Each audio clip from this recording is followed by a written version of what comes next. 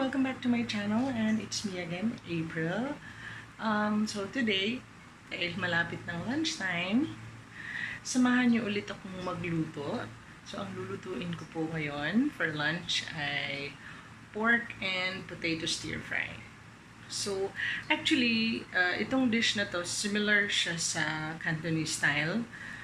Pero, iniba ko lang siya ng pagkaluto at saka may dinagdag din akong ingredients. Para maiba naman. So, kung ready na kayo, tara na, samahan niyo na ako.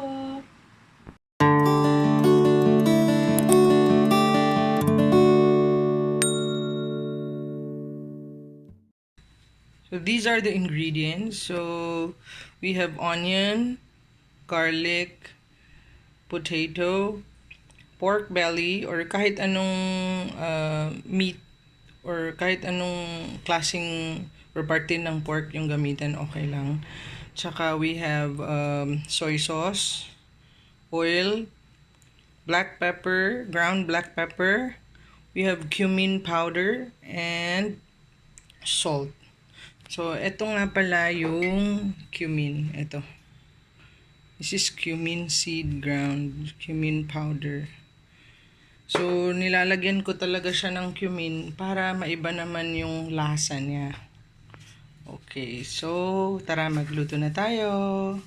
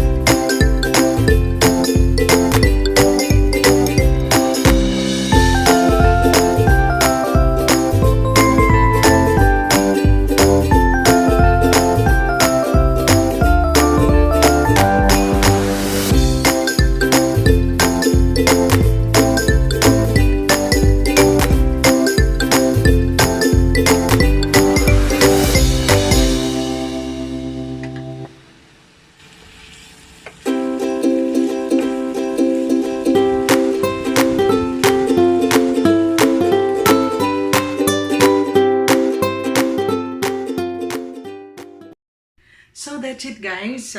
Finally, natapos na rin ako magluto. At makakakain na rin kami.